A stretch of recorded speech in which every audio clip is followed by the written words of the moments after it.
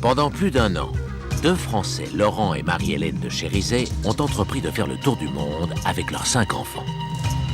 Ce voyage à travers 14 pays représente pour Laurent et Marie-Hélène la réalisation d'un rêve. Mener leurs enfants à la rencontre d'hommes et de femmes qui tentent, par leurs initiatives, de donner au monde un visage plus juste et plus humain. Les Indiens, comme plusieurs milliards d'individus, sont confrontés au problème du manque d'eau potable.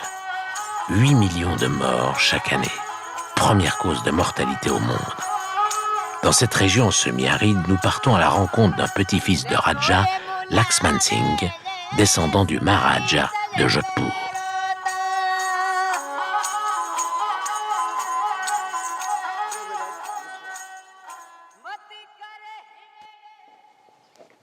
Sur ces terres, on avait appris depuis des générations à canaliser les eaux de pluie. Et tout le monde pouvait vivre. Mais les temps ont changé. Les pluies se sont fait attendre et ont précipité l'exode rural.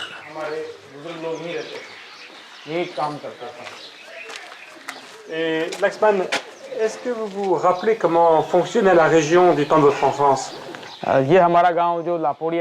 Ici, nous sommes au village de Lapuria. Il faut bien comprendre qu'à l'époque, j'ai vu mon grand-père faire beaucoup de bonnes choses. Par exemple, il plantait des arbres, s'occupait des champs. Il avait même mis en place tout un système original pour l'irrigation. Et à cette époque, les pluies étaient abondantes. Et les gens étaient vraiment contents.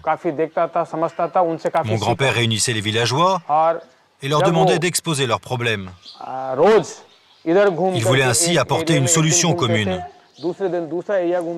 En été, il faisait creuser des bassins et sur ces terres, personne ne pouvait couper un arbre sans son autorisation. Que ce soit pour fabriquer une charrette, une porte, un lit ou une charrue. C'était vraiment une époque agréable. Une époque lointaine. Aux caprices du temps se sont ajoutés des dysfonctionnements politiques qui ont empêché les communautés villageoises de réagir. Impuissantes, elles ont donc assisté à l'assèchement des puits et à la désertification des pâturages.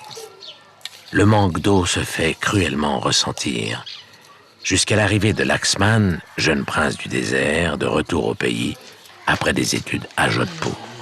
Laxman, vous aviez 17 ans, vous avez passé 2 jours tout seul à creuser ici. Qu'est-ce que vous pensiez pendant ce temps-là? Vous savez, on creuse d'abord tout seul. Puis après, ça attire les autres. Et ils viennent travailler. Si une personne commence à fournir des efforts, d'autres s'unissent pour l'aider.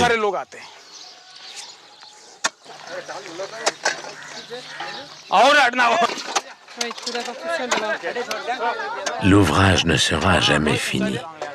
Tous les ans, il faut entretenir ce réservoir.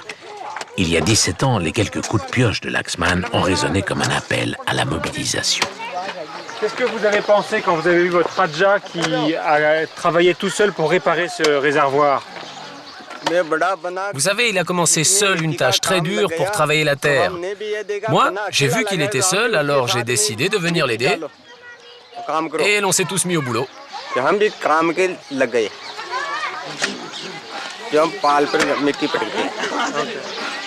Un boulot difficile avec des outils rudimentaires. Creuser la terre aride et faire naître des réservoirs là où les violentes pluies des moussons pourront être canalisées. Il est là le défi. Laxman a donc proposé aux villageois de préparer le terrain pour que les trop rares chutes d'eau ne soient pas perdues.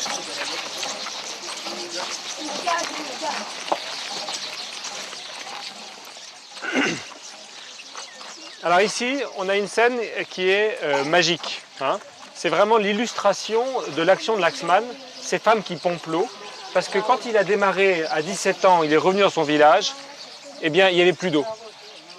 Et un village qui a plus d'eau, c'est un village qui meurt. Et les gens sont obligés de partir vers les grandes villes. D'abord, il y a un premier réservoir, c'est celui qu'on voit là. Contrairement aux apparences, on a l'impression qu'il est asséché. Mais en fait, dès qu'il y a de l'eau, l'eau va arriver là-dedans, va venir remplir la nappe phréatique. Et grâce à ça, toute l'année, il y aura de l'eau à la pompe. Donc ça, c'est pour l'utilisation de l'eau pour boire, etc. Et puis, il y a 2 réservoirs comme ça. Et puis, il y en a un plus grand ici, qu'on va aller voir.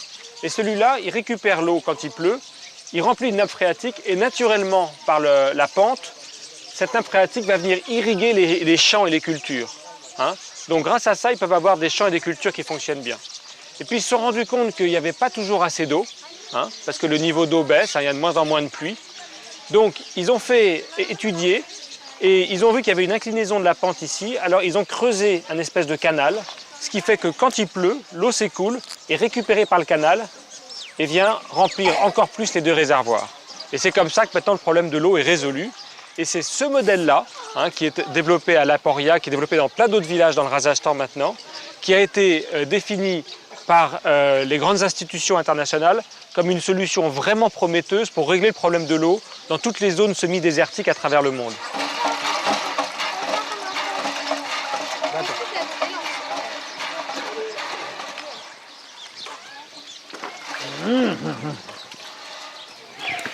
Vous êtes les ingénieurs traditionnels, vous avez le savoir. Je voudrais comprendre qu'est-ce qui fait que vous avez arrêté de vous occuper de ces réservoirs d'eau avant que Laxman Singh arrive pour remotiver tout le monde.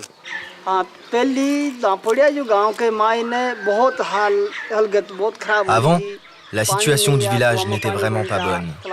Elle se dégradait de jour en jour. Il n'y avait plus d'eau dans les puits et les réservoirs s'asséchaient. Certains d'entre nous disaient qu'un Mahatma nous avait jeté un mauvais sort. Alors, on pensait vraiment ne rien pouvoir faire contre l'adversité. C'était trop fort.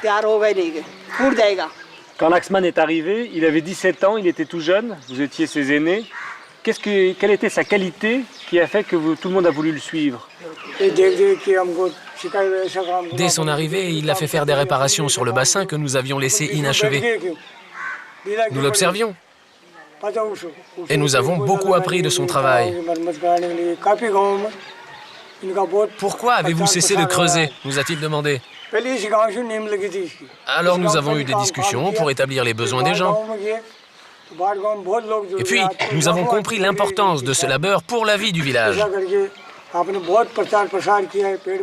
Et après, il allait dans d'autres communes pour expliquer son action avec une renommée grandissante. Et des milliers de personnes l'écoutaient et adhéraient à son projet pour leur propre terre.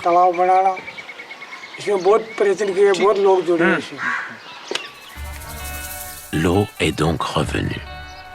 Parmi les bénéficiaires, le bétail, qui avant tombait comme des mouches à cause du manque d'eau. Le réservoir qui leur est dédié est alimenté par les eaux de pluie bien maîtrisées.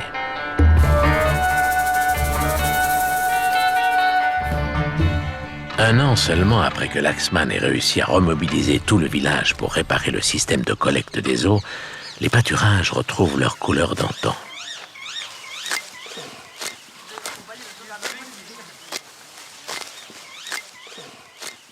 Alors dites-moi, le secret de l'eau, c'est quoi?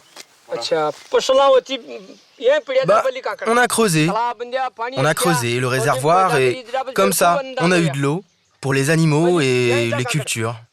Et le bonheur est arrivé. Et maintenant, rien ne manque. Oui, rien ne manque. Est-ce que vous pouvez nous dire ce que vous ressentez par rapport à votre Raja, par rapport à M. Laxman Singh? Bien qu'étant le Raja, il s'est mis à notre niveau, il a retroussé ses manches et il a fait évoluer les choses. C'est très impressionnant. On a travaillé ensemble. Avant, les rapports entre les gens n'existaient presque pas.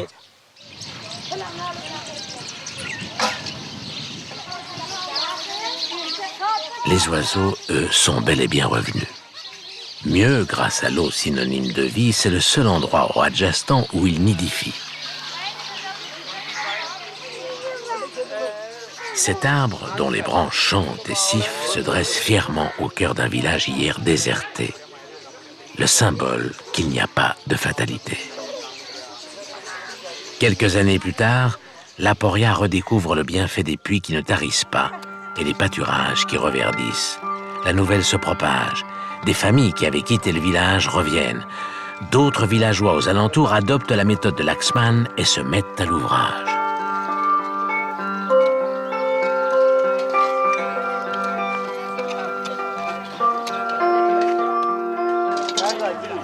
Après le retour de l'eau à Laporia, la nouvelle s'est vite répandue dans la région. Pour étendre son modèle et aider le plus grand nombre, Laxman a créé une association. Les chefs des villages lui demandent régulièrement de venir étudier le terrain afin de construire de nouveaux bassins et renforcer la solidarité locale. Vous êtes le responsable de l'organisation du village. Est-ce que vous pouvez m'expliquer pourquoi est-ce que vous avez fait appel à l'association de Laxman pour organiser ces travaux collectifs pour l'eau? Avant, nous n'avions pas assez d'eau pour les hommes et pour le bétail non plus. Nous ne savions pas comment faire pour retenir l'eau de pluie. Nous avions entendu parler de l'action de Laxman Singh à la Puria. Alors nous l'avons invité à venir organiser les travaux ici. Il nous a expliqué sa méthode et nous nous sommes mis au travail. Le génie de Laxman, c'est d'abord son incroyable imagination pour remobiliser ses communautés villageoises. Traditionnellement, en Inde, de grands pèlerinages sont organisés lors de fêtes religieuses, ce qui donna l'idée à Laxman de lancer le pèlerinage de l'eau. Quand on a commencé à la Puria, on a organisé ce type de pèlerinage pour communiquer les résultats de village en village et ainsi pouvoir étendre notre action sur toute l'étendue du Rajasthan. Nous avons vraiment le désir de favoriser la paix et le développement pour tous. Et si vous pouvez travailler pour un village, alors vous pouvez travailler pour 1000 villages. Toujours en lien avec la tradition, des fêtes rituelles permettent aux membres du village de signifier leur lien de fraternité. Au cœur de la cérémonie, tous les habitants se réunissent pour tenir un même fil suffisamment grand pour unir tout le village. Le fil est ensuite cassé et chacun le met en bracelet au poignet de son voisin. Une cérémonie que l'on retrouve également en Asie du Sud-Est pour implorer la protection des dieux. Pour Laxman, l'objectif à travers ce rituel est avant tout de signifier la solidarité autour de la protection du patrimoine commun, à savoir l'eau, mais aussi les arbres que tous s'engagent à protéger. En 20 ans, grâce à des techniques ancestrales, une région semi-désertique a vu renaître des centaines de villages et revenir pas moins de 700 000 personnes qui avaient subi l'exode rural. Aujourd'hui, toute la région connaît ainsi un développement humain, économique et écologique.